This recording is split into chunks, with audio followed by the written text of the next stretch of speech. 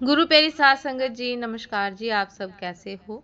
आशा करती हूँ बाबा जी के श्री चरणों में अरदास करती हूँ कि मालिक की कृपा से, निरंकार दातार की मेहरबानी से आप सब बहुत खुश होंगे, मौज बहार में होंगे और अवश्य ही भजन सिमरन में होंगे। साध संगत जी, आज मैं हाजिर हूँ आप सभी से एक बहुत ही खूबसूरत साखी साझा करने के लिए। उम्मीद करती हूँ ये साखी आप सभी को बहुत पसंद आएगी। तो साथ संगत जी, चलिए आइए समय ना गवाते हुए साखी को आप सभी से साझा करते हैं जी। साथ संगत जी, संत दर्शन सिंह जी महाराज अक्सर यह फरमाया करते थे कि हर बार प्यासा ही कुएं के पास नहीं जाता, कई बार कुएं को भी प्यासे के पास जाना पड़ता है। और इसका जीता जागता एक उदाहरण मैं भी हूँ। मेरा जन्म एक खाने पीने वाले परिवार में हुआ, जहाँ राधा स्वामी या संत मत के बारे में किसी को कुछ भी नहीं पता था। मैं बचपन से ही शिरडी के साईं बाबा की पूजा किया करती थी और उनसे बातचीत करती थी। मैं बाबा को हमेशा यही कहती थी कि मैं आपसे मिलना चाहती हूँ। सन 1984 की बात है। मैंने सपने में एक आश्रम देखा जिसके ग्राउंड में सत्संग हो रहा था। सत्संग करने वाले को मैंने बहुत दूर से देखा। मुझे लगा शायद गुरु नानक देव जी महाराज हैं। मुझे कुछ समझ नहीं आ रहा था। थोड़े दिनों बाद मैंने फिर से वही आश्रम देखा। इस बार सत्संग करने वाले को करीब से देखा। वे मुझे कह रहे थे कि तू मेरी रूह है, मैं तुझे ले जाऊंगा। मैंने अपने पापा जी से इस बारे में बात की, तब उन्होंने कहा सब कुछ अपने आप सामने आ जाएगा।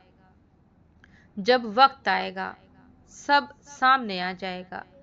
थोड़े दिनों के बाद अखबार में मैंने उनकी फोटो देखी। वे संत दर्शन सिंह जी महाराज थे। 14 सितंबर को उनका जन्मदिन था, जो कि कृपाल आश्रम विजयनगर में मनाया जाने वाला था। अखबार में उनका विज्ञापन भी आया हुआ था। उनकी फोटो देखते ही मैं उन्हें पहचान गई। हम तब शक्ति नगर में रहते थे और मेरी उम्र तकरीबन 20 साल की थी। जब मैं वहां पहुंची तो महाराज जी अंदर जा चुके थे, लेकिन यह वही जगह थी जिसे मैंने 2 बार सपने में देखा था। मैं कुछ किताबें वहां से ले आई, जिन्हें पढ़ने के बाद मैं समझ गई कि मेरी मंजिल यही है। अगले दिन शाम को मैं फिर वहां कृपाल आश्रम गई। महाराज जी दर्शन दे रहे थे। जब वह मेरे सामने से गुजरे तो एक बहुत तेज रोशनी मेरे पूरे शरीर में प्रवेश कर गई। मैं महाराज जी का चेहरा नहीं देख पाई। वे मेरे सामने से गुजर गए। उनकी पीठ की तरफ जब मैंने देखा तो वहां साईं खड़े थे। मुझे साईं ने कहा कि मैं तुझे यहीं मिलूंगा। साध संगत जी, दिसंबर 1984। कृपाल आश्रम के पंडाल में बैठे हुए सब लोग दयाल पुरुष संत दर्शन सिंह जी महाराज जी के आने का इंतजार कर रहे थे।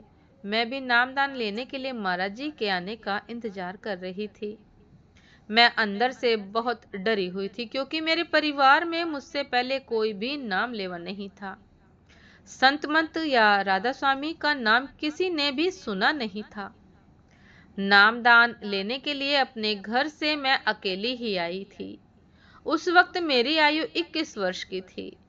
महाराज जी आए और पंडाल में चक्कर काटते हुए बहुत से लोगों को उन्होंने बाहर भेज दिया।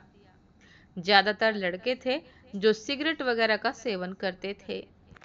मेरा डर और बढ़ गया।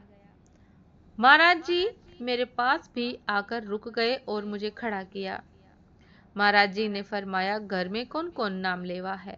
मैंने कहा, कोई भी नहीं।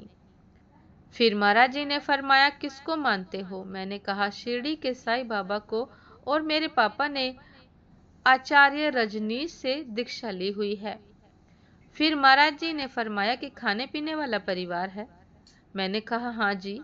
महाराज जी बोले, तेरा साथ कौन देगा?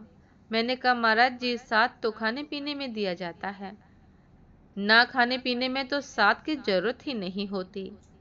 यह सुनते ही महाराज जी खिलखिलाकर हंस पड़े और मेरे सिर पर हाथ रखकर बोले, बैठ जा, यानी के बैठ जा। मुझे आज तक समझ नहीं आया कि मुझे ये जवाब सूझा कैसे, क्योंकि जब मुर्शिद सामने होता है तो जबान तालू के साथ लग जाती है, आवाज बंद हो जाती है। वे तो जाननहार है, सब जानते हैं। मुझ पर अपार दया मेहर करके दयाल पुरुष जी ने मुझे नाम की दौलत बख्शी। नामदान के बाद मैंने अपने पिताजी से पूछा कि जब आपको दीक्षा मिली तो आपने अपने अंतर में क्या क्या अनुभव किए। इस प्रश्न पर वे निरुत्तर हो गए, उनके पास कोई जवाब था ही नहीं। वे बोले, मुझे तो कभी भी अंतर में कोई अनुभव नहीं हुए, जबकि उन्हें आचार्य रजनीश से दीक्षा लिए हुए 6 साल हो चुके थे। फिर वे कहने लगे, मेरे कहने पर कहा कि दयाल पुरुष संत दर्शन सिंह जी महाराज के दर्शन करने कृपाल आश्रम आए। साध संगत जी, फिर वे मेरे कहने पर दयाल पुरुष संत दर्शन सिंह जी महाराज जी के दर्शन करने कृपाल आश्रम आए। शाम को 5 बजे महाराज जी बाहर कुर्सी पर आकर बैठते थे और संगत को दर्शन देते थे। मेरे पापा अपने भगवा वस्त्रों में और माला पहनकर ही आगे आगे बैठे थे। महाराज जी ने आते ही उनके ऊपर दृष्टि डाली और उनके सिर पर हाथ रख दिया। आंखों ही आंखों में क्या बात हुई मुझे नहीं मालूम, परंतु घर पहुंचते ही मेरे पापा ने माला और वो गेरवे वस्त्र उतार दिए और फिर कभी धारण नहीं किए। दयाल पुरख की रहमत से उन्हें वर्तमान में संत राजेंद्र सिंह जी महाराज द्वारा नाम की बख्शिश मिली। तो ऐसे हैं हमारे सतगुरु जो बिना मांगे ही सब कुछ दे देते हैं। इस तरह से मैं सावन कृपाल रूहानी मिशन का एक हिस्सा बन गई। हम सब खोई हुई भेड़े हैं, हमारा गडरिया ही हमें पहचान सकता है। हमारे में इतनी ताकत नहीं कि हम अपने गुरु की पहचान कर सके या उनका शुक्राना कर सके। हे मेरे मुर्शिद, आपका बहुत बहुत शुक्राना, आपका कोटि कोट शुक्राना। साथ संगत जी, ये थी आज की एक बहुत ही खूबसूरत साखी, एक सच्ची घटना। उम्मीद करती हूँ ये साखी आप सभी को बहुत पसंद आई होगी। यदि पसंद आई हो साथ संगत जी तो लाइक कमेंट शेयर करना ना भूलिएगा। चैनल पर जो भी नए हैं कृपा करके सब्सक्राइब कर लीजिएगा, ताकि चैनल पर मिलने वाली सभी शब्द साखियों की अपडेट आप सभी को समय पर मिलती रहे। साथ संगत जी, आप हमें इंस्टाग्राम पर भी फॉलो कर सकते हैं। इंस्टाग्राम का लिंक डिस्क्रिप्शन बॉक्स में दिया गया है। तो साथ संगत जी, दासी को भी आज्ञा दीजिए। आपसे फिर मुलाकात होती है एक नए शब्द साखी के साथ, एक नए खूबसूरत विचार के साथ। तब तक के लिए नमस्कार जी।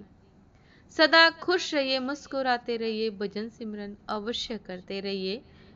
नमस्कार जी।